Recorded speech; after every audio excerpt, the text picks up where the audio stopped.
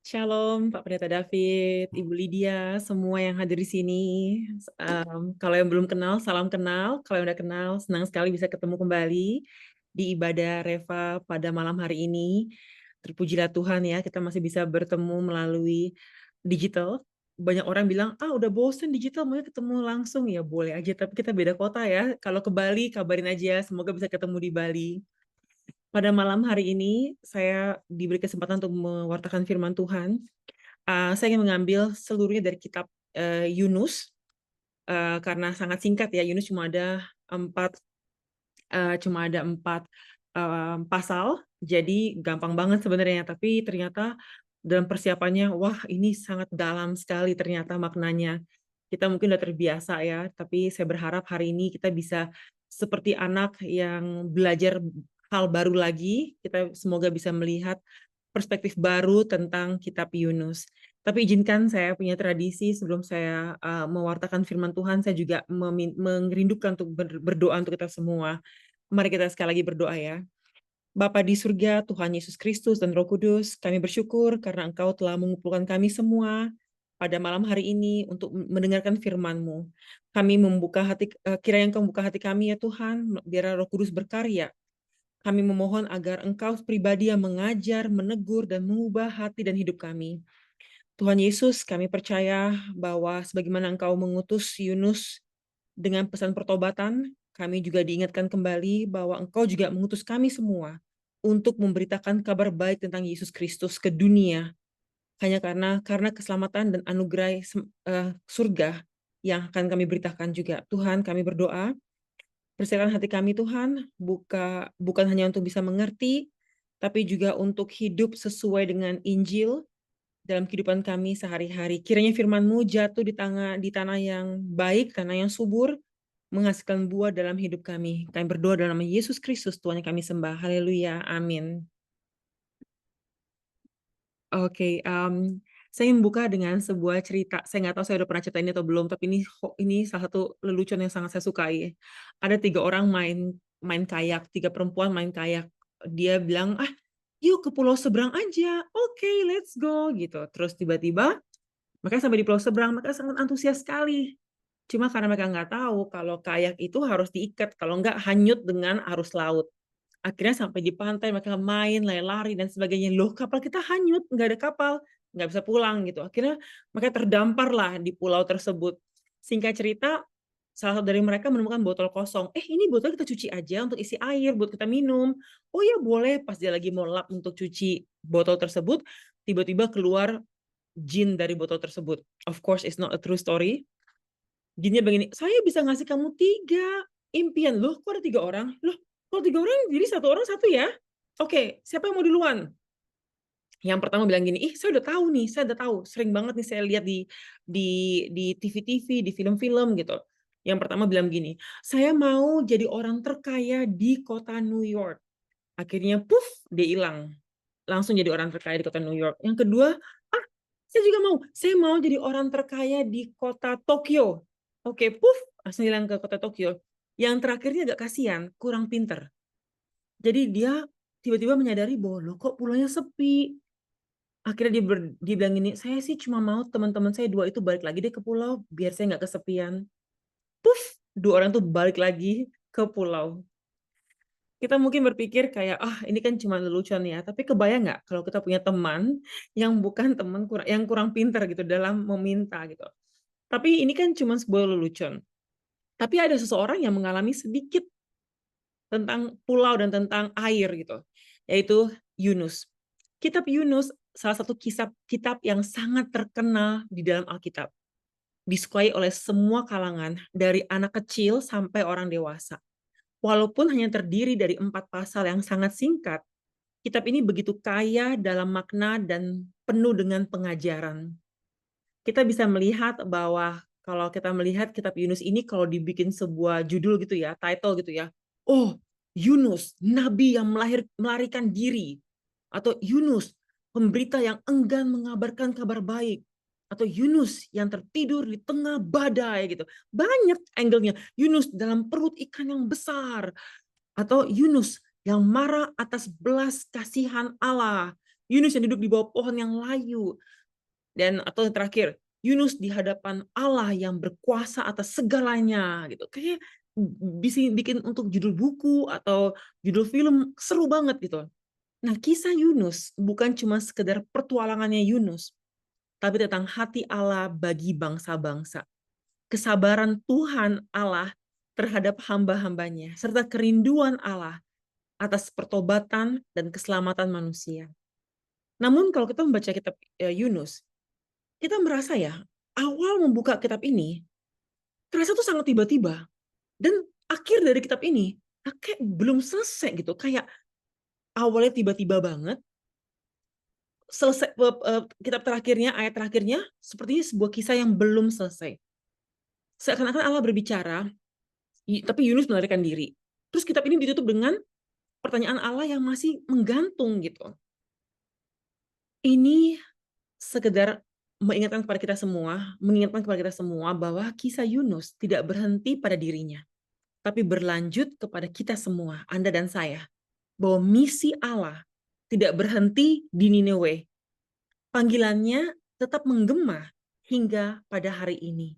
Karena itu, saat kita menelusuri kembali setiap kitab dalam kitab Yunus ini, kita bukan hanya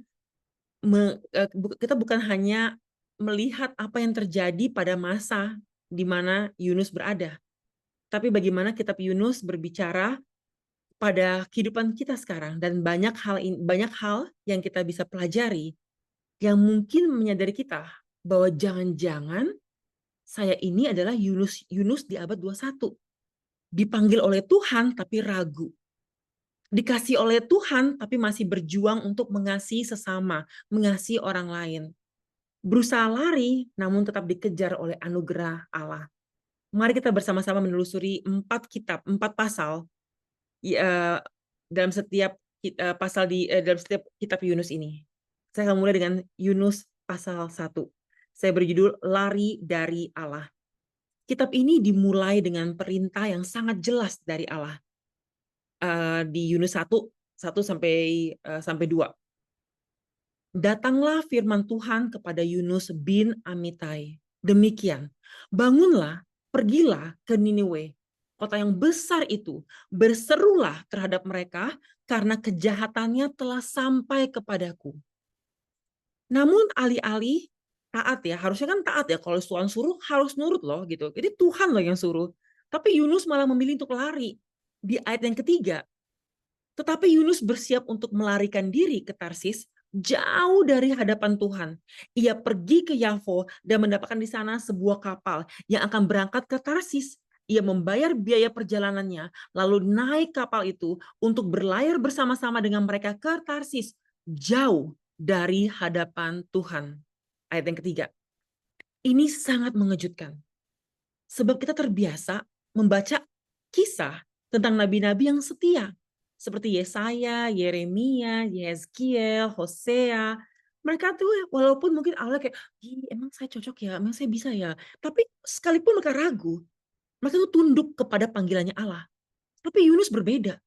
Karena respon pertamanya adalah pemberontakan. Ia langsung lari. Ia nggak peduli dan dia lari.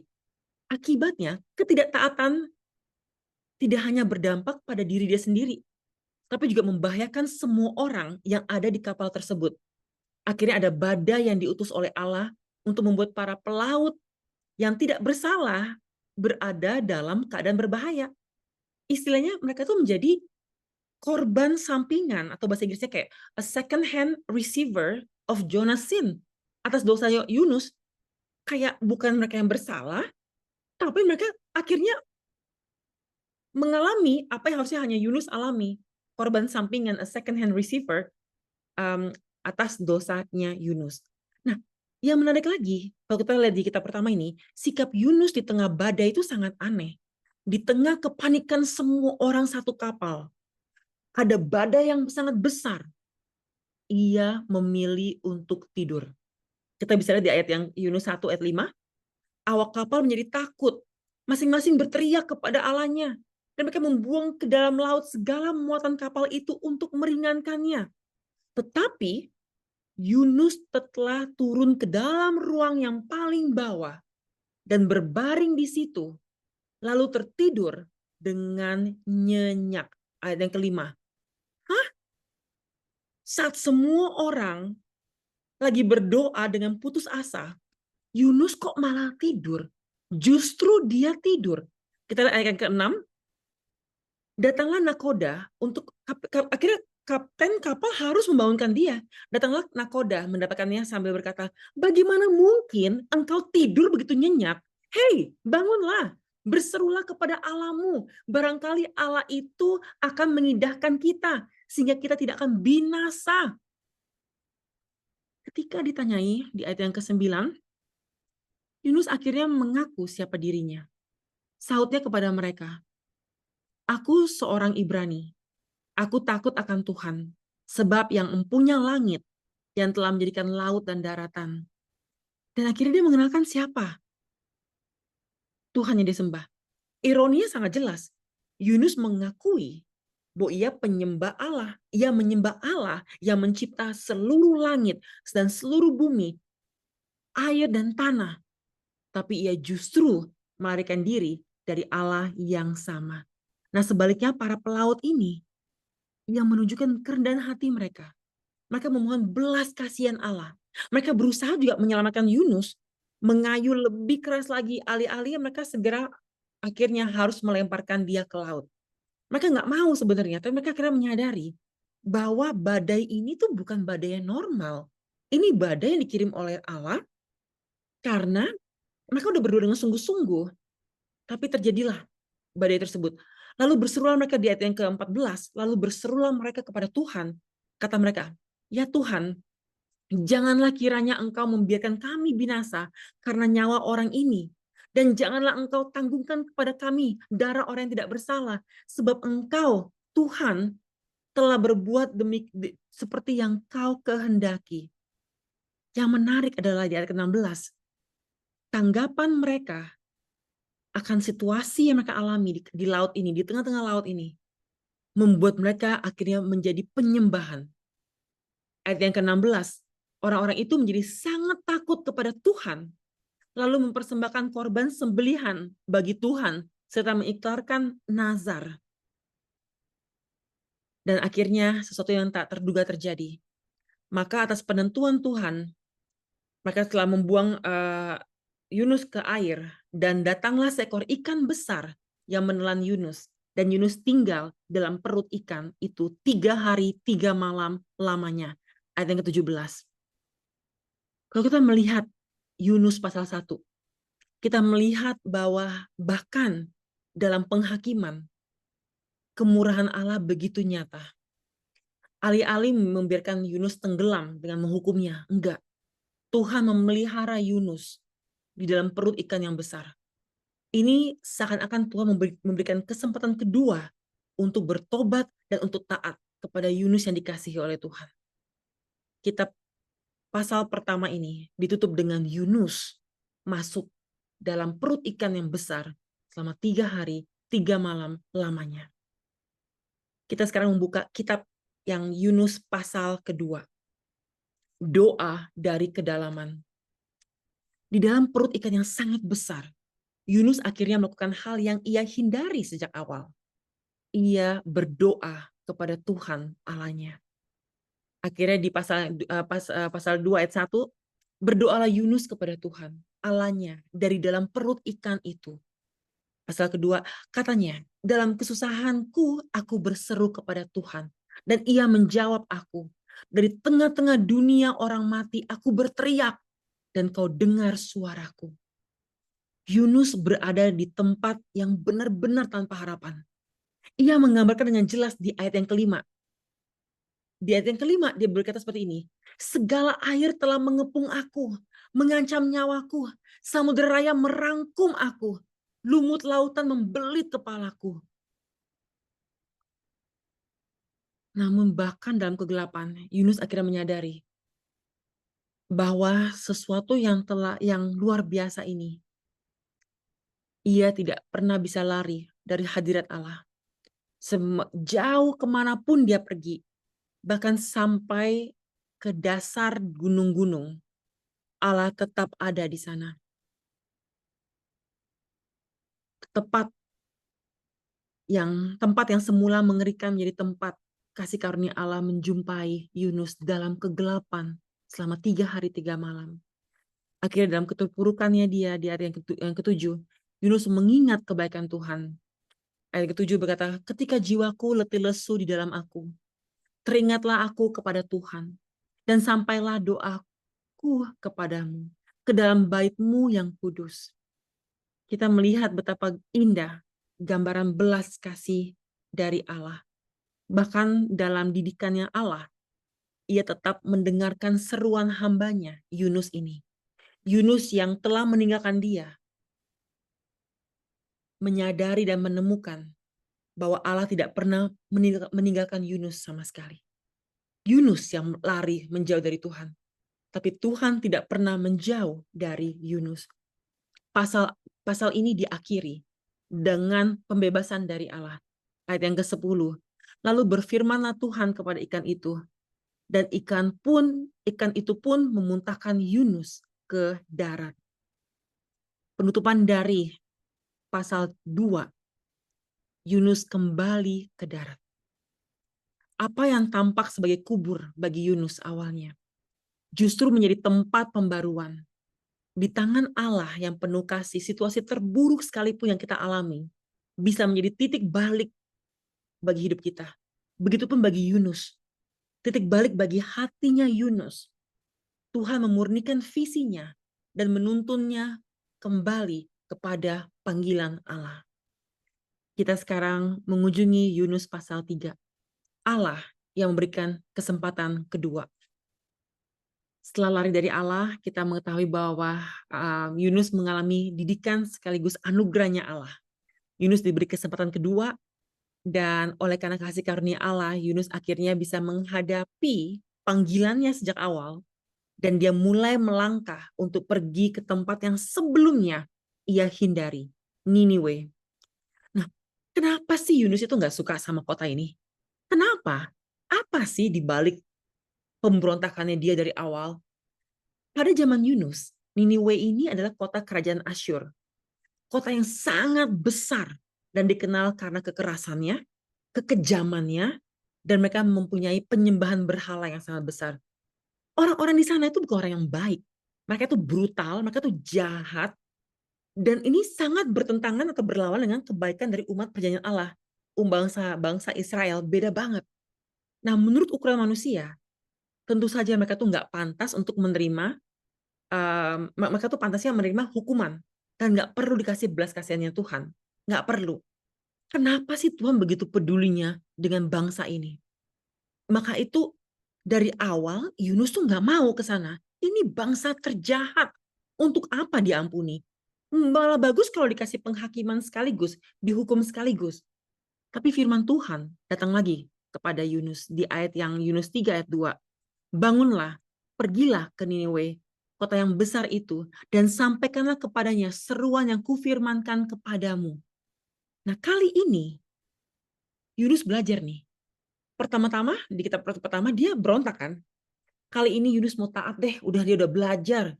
He learned a good lesson selama 3 hari 3 malam. Oke Tuhan, walaupun nggak suka, nggak pingin, ya udah nurut aja deh, taat aja deh kepada Tuhan. Ia masuk ke kota tersebut dan menyampaikan pesan yang sangat singkat tapi tegas.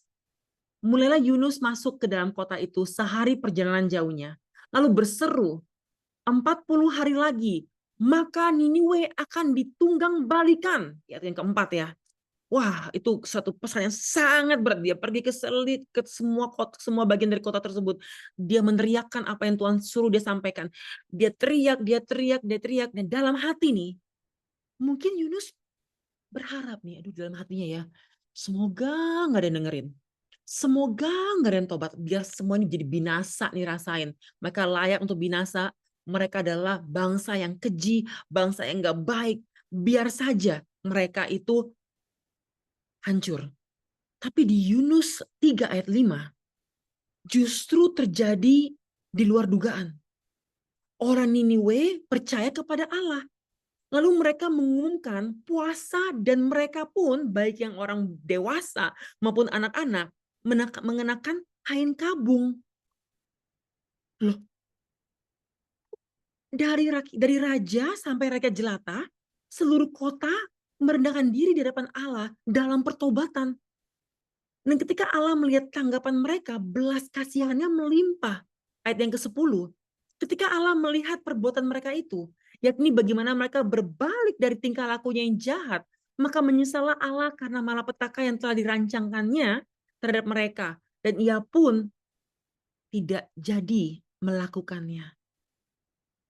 Apa yang Yunus takuti akhirnya terjadi. Orang jahat itu semuanya bertobat, Allah akan mengampuni mereka. Untuk pertama kalinya, sang pemberita penghakiman, yaitu si Yunus, justru dibuat terkejut, marah, dan tidak senang dengan sebuah kisah pertobatan satu kota besar. Semuanya bertobat, mencari Tuhan, memohon kepada Tuhan, dan mulai hidup dalam Tuhan. Ending yang sangat menarik. Kita sekarang masuk kepada Yunus pasal 4 yang terakhirnya. Hati Allah yang penuh belas kasihan. Pernah nggak saudara semua di sini mendengar ya? Orang suka bilang gini, iya nih, Allah tuh dalam perjanjian lama itu penuh amarah. Tapi Allah dalam perjanjian baru itu penuh kasih. Pernah nggak saudara mendengarkan hal tersebut? Pernah kan? Saya pun juga berpikir demikian. Apa jangan-jangan seperti itu ya? Allah perjanjian lama tuh Allah yang suka marah-marah, menghakimi, menghukum. Wah, banyak sekali ajarannya. Tapi yang perjanjian baru, wah, manis, baik, penuh keajaiban dan sebagainya. Namun kitab Yunus menunjukkan hal yang berbeda. Di kitab Yunus kita melihat bahwa kasih karunia Tuhan, belas kasihan, dan kesabaran Allah yang luar biasa dalam perjanjian lama terlihat bagaimana kepada kota yang begitu jahat maupun kepada nabi yang begitu keras kepala, Tuhan bisa mengubah ini semua menjadi indah. Pasal 3 berakhir dengan sesuatu yang begitu indah. Niniwe bertobat dan Allah menunjukkan belas kasihannya. Tetapi pasal yang keempat dibuka dengan sesuatu yang sangat mengejutkan. Yunus, utusan Allah, justru marah besar. Di ayat yang pertama sampai ketiga. Tetapi hal itu sangat mengesalkan hati Yunus. Lalu marahlah dia. Dan berdoalah ia kepada Tuhan. Katanya, ya Tuhan, bukankah telah kukatakan itu ketika aku masih di negeriku? Itulah sebabnya, maka aku dahulu melarikan diri ke Tarsis. Sebab aku tahu bahwa engkaulah Allah yang Allah pengasih dan penyayang, yang panjang sabar dan berlimpah kasih setia, serta yang menyesalkan karena malapetaka yang hendak didatangkannya. Jadi sekarang, ya Tuhan, cabutlah kiranya nyawaku karena lebih baik aku mati daripada hidup, katanya Yunus. Ia menunjukkan di sini kenapa dia pada awalnya kita pertama dia nggak mau pergi karena dia tahu karakternya Allah. Allah perjanjian lama adalah Allah yang sama dengan perjanjian baru. Allah yang mengasihi, Allah yang menyayangi, maha penyayang, Allah yang panjang sabar, Allah yang berlimpah kasih setianya, Allah yang bisa mengubah keadaan seburuk apapun menjadi kebaikan bagi setiap hati yang bertobat. Dan dia tahu. Dan tapi anehnya, itu bukan suatu hal yang dirayakan oleh Yunus. Dia nggak merayakan ini semua. Dia tahu karakternya Tuhan, tapi dia benar-benar sangat membenci bangsa itu, sampai dia bilang, aduh Tuhan saya nggak mau lihat deh mereka bertobat, mendingan saya mati aja deh. Nggak mau, saya nggak mau gitu. Yunus lebih memilih mati daripada melihat musuh-musuhnya diampuni oleh Allah Maha Pengampun. Ini mengejutkan. Hah? Kok bisa? Ini sikap seorang nabinya Allah. Ini aneh banget. Ini seperti kalau seorang pendeta tiba-tiba pergi kayak ke penjara gitu ya. Penjara isinya semua pembunuh, penjahat. Pokoknya benar-benar orang yang brutal. Terus tiba-tiba nih pendeta ini berdoa untuk mereka semua, memberitakan firman Tuhan. Tiba-tiba semua nangis, bertobat, menjadi pribadi yang baru. Terus pendetanya pas keluar dari penjara gini, ih, saya sebel deh, ngapain sih saya harus khotbah-khotbah ini? Tuh kan jadi bertobat semua. Jadi orang baik semuanya. Aneh ya. Kok ada gitu seorang nabi Allah malah bersikap seperti ini, marah kepada Tuhan yang begitu baik. Tapi Tuhan yang begitu baik ini menegur dengan lembut kepada nabi yang lagi marah ini. Kata Yunus di Yunus 4 ayat 4, "Layakkah engkau marah?" Tuhan bertanya. Nah, ini semua untuk mengajarkan kepada Yunus bahwa Allah memberi sebuah pelajaran melalui peristiwa. Pertama, kita bisa melihat ayat berikutnya ya. Kita bisa melihat ada Tuhan Tuhan Allah yang begitu dengan keajaibannya menumbuhkan sebuah pohon jarak yang rimbun untuk menaungi Yunus yang lagi marah, yang lagi protes, yang lagi nggak senang hatinya. Tapi karena ada pohon besar yang menaungi Yunus, dia lumayan senang nih. Akhirnya nggak kepanasan gitu ya. Namun keesokan harinya Allah mengutus seekor ulat untuk membuat pohon itu layu. Dan Yunus kembali marah besar. Bahkan ia berharap untuk mati aja deh. Tapi berfirmanlah Tuhan kepada Yunus di ayat ke-9. Layakkah engkau marah karena pohon jarak itu? Tanya Allah. Nah, kalau kita melihat ayat tersebut ya, kepeduliannya Yunus terhadap pohon itu secara nggak langsung menyikapkan prioritasnya yang keliru. Apa yang dianggap penting itu harusnya nggak penting, yang dianggap nggak penting itu jadi penting harusnya. Ketukar nih. Prioritasnya benar-benar sangat keliru. Ia lebih mempedulikan pada kenyamanannya dia daripada nyawa ribuan orang di Niniwe. Dia marah kenapa pohon yang melindungi dari panas kok layu besoknya. Nah, kitab Yunus berakhir dengan pertanyaan Allah yang menusuk. Di Yunus 4, 10-11. Ini pertanyaan yang sangat menusuk hati. Dari ayat yang 10-11 ya. Lalu Allah berfirman, engkau sayang kepada pohon jarak itu, yang untuknya sedikit pun engkau tidak berjerih payah, dan yang tidak engkau tumbuhkan, yang tumbuhnya dalam satu malam, dan binasa dalam satu malam pula. Bagaimana tidak bagaimana aku tidak sayang, bagaimana tidak aku akan sayang kepada Niniwe, kota yang besar itu, yang berpenduduk lebih dari 120.000 orang yang semuanya tidak tahu membedakan tangan kanan dari tangan kiri dengan ternaknya yang banyak. Dan disitulah kitab ini berakhir. Bukan dengan jawaban Yunus, tetapi dengan isi hati Allah. Belas kasihannya Allah menjangkau melampaui bangsa Israel, melampaui Yunus, sampai kepada bangsa-bangsa, kepada mereka yang tidak layak, kepada mereka yang terhilang, kepada mereka yang jahat karena mereka nggak tahu bahwa kasih karunia Allah bisa mengampuni mereka. Kepada bangsa yang terhilang, Tuhan menunjukkan kasih setianya dan anugerahnya. Kisah ini hanya berhenti di pertanyaannya Tuhan kepada Yunus. Tidak ada jawaban, tidak ada follow up. Kalau ini sebuah buku kita kayak, terus apa yang terjadi? Terus apa yang terjadi pada Yunus? Apa yang terjadi pada bangsa Nineve? Apa yang terjadi kepada Tuhan berikutnya lagi? Namun kisah ini bukan selesai saja begitu saja. Ini kisah yang akan disempurnakan. Karena sekitar 750 tahun kemudian, 750 tahun setelah Yunus, ada sang penebus yang sempurna yang datang memasuki ruang, waktu, dan sejarah. Namanya adalah Yesus, anak Allah. Ia lahir untuk mematahkan kutuk dosa dan membawa umat Allah kepada kasih Bapa. Tidak seperti Yunus yang melarikan diri dari panggilannya. Yesus sepenuhnya taat kepada kehendak Bapa di surga. Ada satu masa pun ketika Yesus juga berada dalam sebuah kapal, sebuah perahu. Ia tertidur dari tengah-tengah badai. Murid-muridnya ketakutan membangunkan dia dan berseru dan meminta tolong kepada Yesus. Saat itulah ia menunjukkan otoritas ilahinya. Di Markus 4 ayat 39.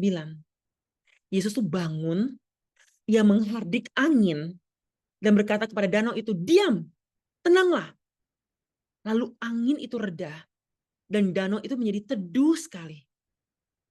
Nah, sebagaimana kita melihat bahwa Yunus mengakui bahwa Tuhan adalah Tuhan Yunus di kapal mengakui bahwa Tuhan itu adalah Allah yang menyediakan laut dan darat.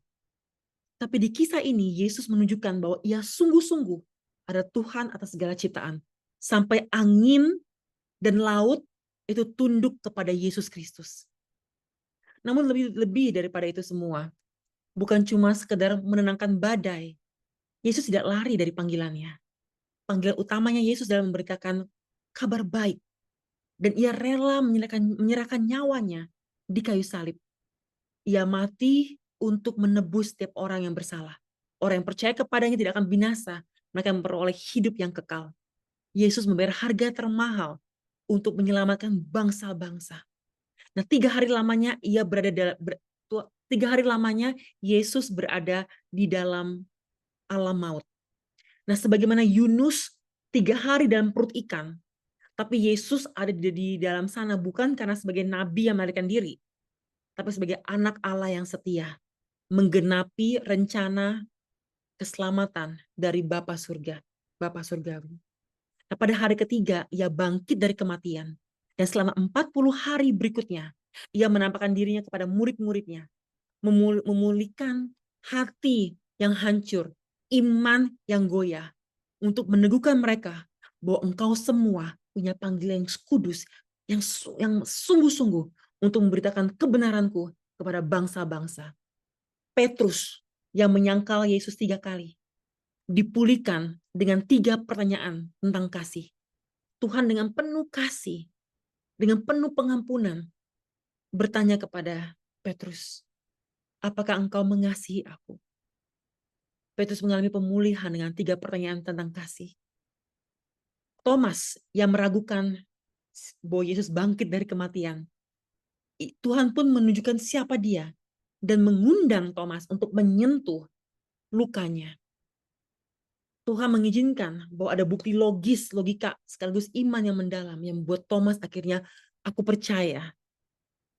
Dalam 40 hari itu Yesus makan bersama dengan mereka, mengajarkan kepada mereka kebenaran, dan juga memberikan persekutuan yang mengubah dari rasa putus asanya mereka menjadi sukacita.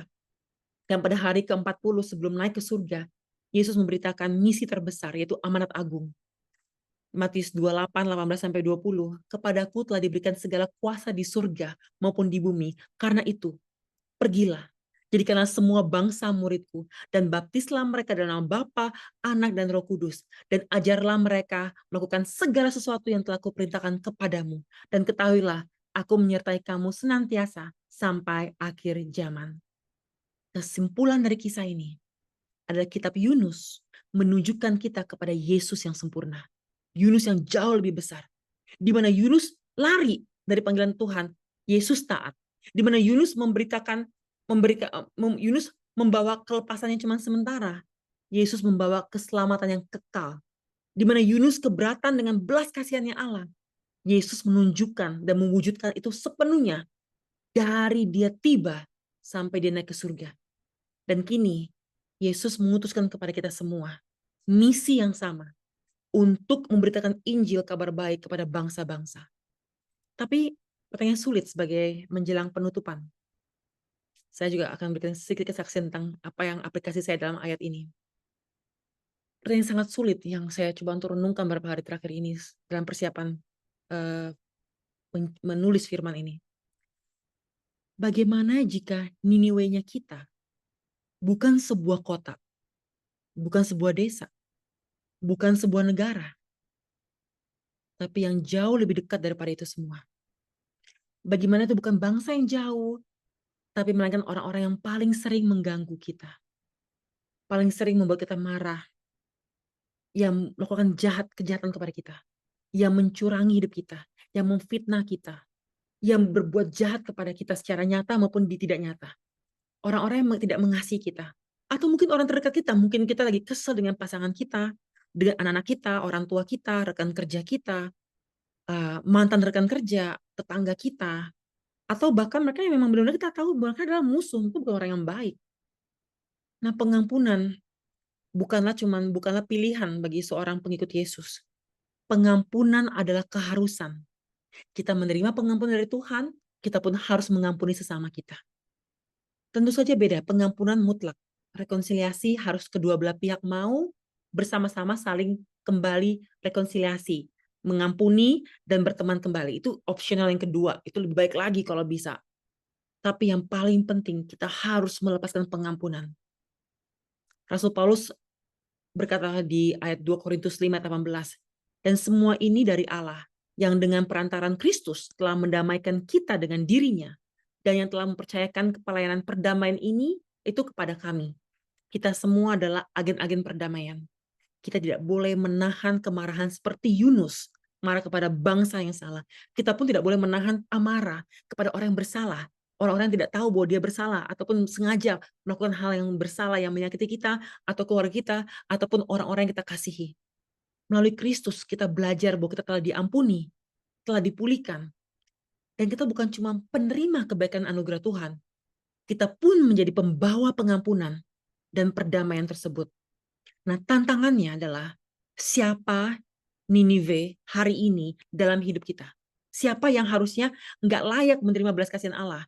Tapi karena kita pengikut Yesus yang sejati, kita mau taat, kita mau mengampuni, kita mau mewujudkan kasih Kristus sekalipun berat seperti Yunus yang berat menghadapi Niniwe yang tidak dia sukai.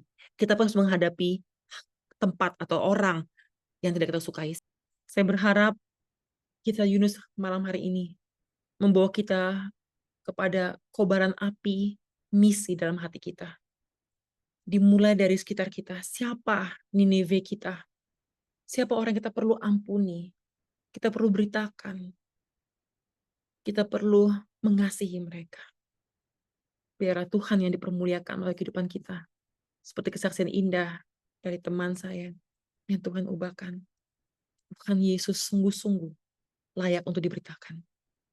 Mari kita berdoa. Bapa di surga, Tuhan Yesus dan Roh Kudus, terima kasih Tuhan untuk malam hari ini.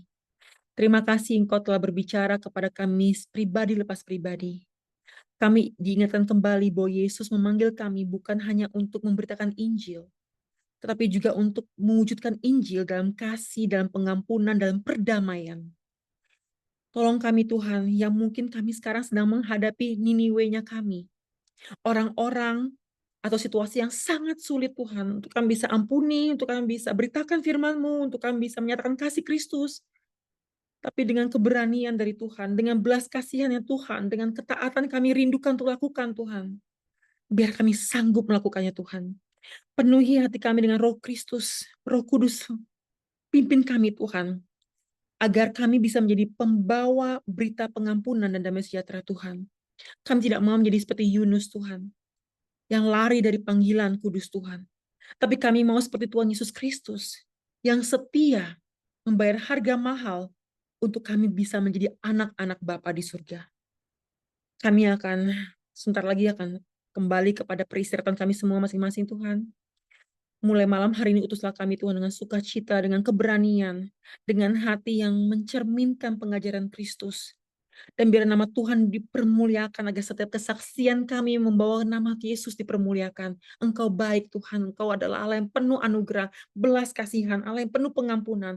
Biarlah kami menikmati kebaikan Tuhan, kebenaran Tuhan, dan memberitakan kebenaran Tuhan bagi dunia yang membutuhkan. Urapi kami Tuhan, ampuni kami Tuhan, persiapkan kami Tuhan Yesus, biar malam hari ini Tuhan, Roh Kudus bekerja dalam hati kami masing-masing, untuk melepaskan pengampunan kepada Niniwe kami, siapapun mereka Tuhan, agar hati ini menjadi tempat yang kudus, yang memuliakan Tuhan, dan menjadi ladang misi yang betul-betul suci, agar pemberitaan firman Tuhan tidak terhalang oleh dosa kami, tapi sungguh-sungguh Tuhan berkarya atas hidup kami semua. Berkati kami semua Tuhan, urapi kami Tuhan Yesus, berkaryalah dalam hidup kami semua Tuhan. Terima kasih Tuhan untuk yang hadir di tempat ini, Engkau urapi dengan kobaran api misi, dengan hati yang sungguh-sungguh hanya ingin menceritakan siapa Yesus kami, agar dunia bisa tahu bahwa Tuhan datang untuk mengampuni, memerdekakan kami, dan mempersiapkan dunia, alam, rumah keabadian kami di surga nantinya. Terpujilah Engkau Allah yang hidup, kami ucap syukur dan berdoa atas nama Bapa, Putra dan Roh Kudus, dalam nama Yesus Kristus. Haleluya. Amin.